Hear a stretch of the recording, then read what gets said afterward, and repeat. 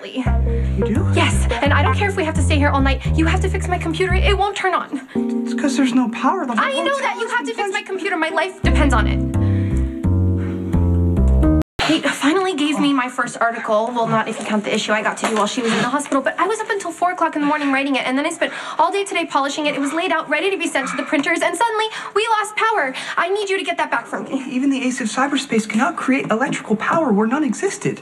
You're the jackal. You could do anything.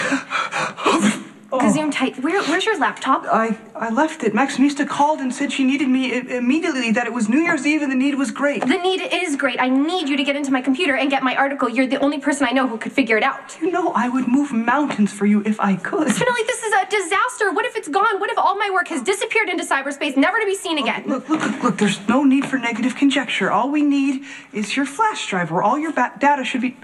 Oh, no, Maximista neglected to back up her documents despite the jackal's repeated... How about you not remind me about what I should have done, and you tell me how we're going to fix the problem now? Oh, I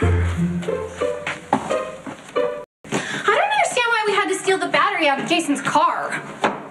It's not stealing. Stone Cold authorized the jackal the use of the vehicle for the evening. There was no stipulation on if the parts should remain in their original position.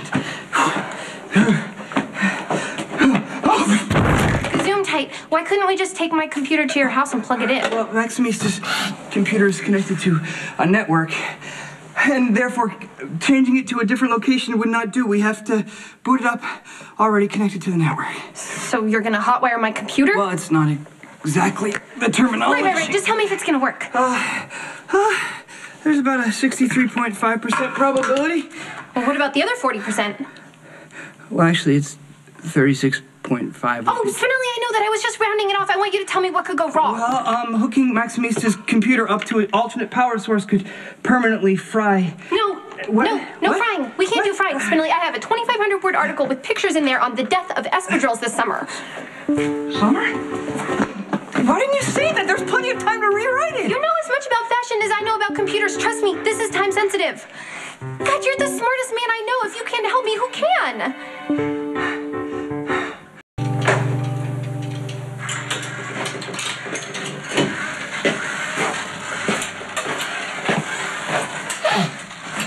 What took you so long?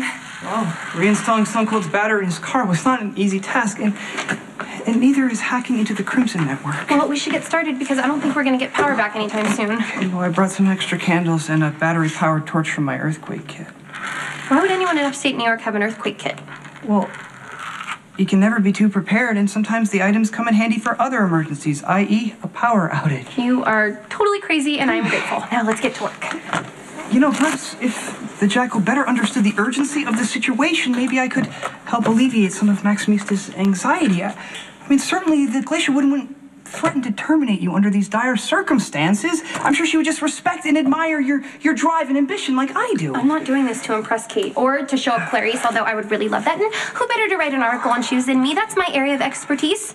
But the problem is I'm a procrastinator, and I finally met a deadline. Now it's ruined. But once Maximista explains the situation adequately to the fashionistas, I'm sure more time will be granted. And, you know, if not, I'm sure other shoes worthy of immortalization in print will come about in the near future. Unless there's something else of significance that I am as of yet unaware of? Well, I guess it started at Robin's wedding. I mean, watching my cousin marry Patrick, seeing Emma be born, made me look at my own life. Not that I'm jealous or anything. A husband and a baby is so not what I'm about, but I want to feel that kind of happiness. I want to do something that makes me feel good about myself. It's not easy to be amazing, and it's even harder to have people notice. I know what you're thinking. This article is just a stupid article about shoes, but it was mine. It was one tiny step away from showing people that I have a unique voice. One little thing that proved I'm good at something. Believe me, there is no one in the world more unique than beautiful Maximista. You're so sweet. You think I can do no wrong. My faith goes deeper than that. Oh. What does that mean? Well, we've entered the realm of crimson. What is the name of your heartfelt and unique article? The Death of the Espadrille. The news is grim. What? What happened? No, don't tell me. Okay, please, just tell me. Your article and the espadrille have perished together.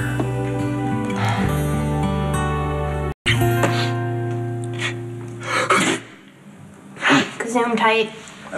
Stupid blackout. Remind me to procure you an external hard drive for future backup purposes. What future? Kate's gonna fire me. I might as well be a waitress at Kelly's. Oh, wait, Kelly's burned down, so I can't do that. You'll write another story. I don't think I can. Look, whining is for the commonplace, and Maximista is extraordinary, and my faith is unwavering. I know that in your heart you have 2,500 more words, maybe even 3,000, just waiting to burst out on the page. 5,000! Your talent is limitless. Spinelli, I know you mean that. I just don't think whatever I write is going to be as good as that article that's now floating out there on the internet. You know, is Maximista aware that on a certain Saturday night, William Shakespeare wrote the original draft of Romeo and Juliet by hand on parchment paper with a quill pen? He wrote one word, curtain, and then collapsed in exhaustion. And when he woke up on Sunday, he found that the entire manuscript had been ingested by his dog. So what did Shakespeare do? He picked himself up and set out to write the entire play over again. And what resulted was infinitely superior. You know, the original Romeo and Juliet could have been lost in the mists of time, a mediocre effort compared to the bard's other brilliant but less romantic works. But because of a fleeting misfortune, Shakespeare was compelled to dig deeper. Now Romeo and Juliet is a classic for the ages, all because of a rewrite.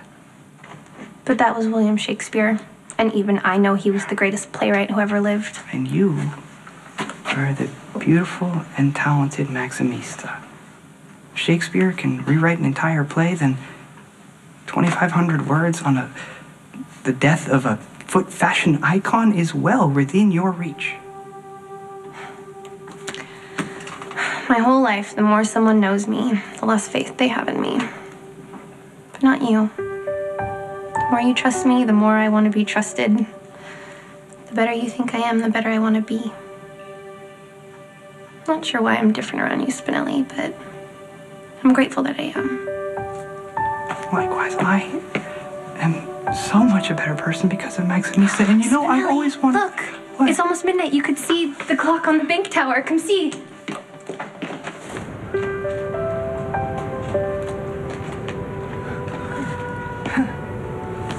Spinelli, I can't think of anyone I'd rather start the new year with.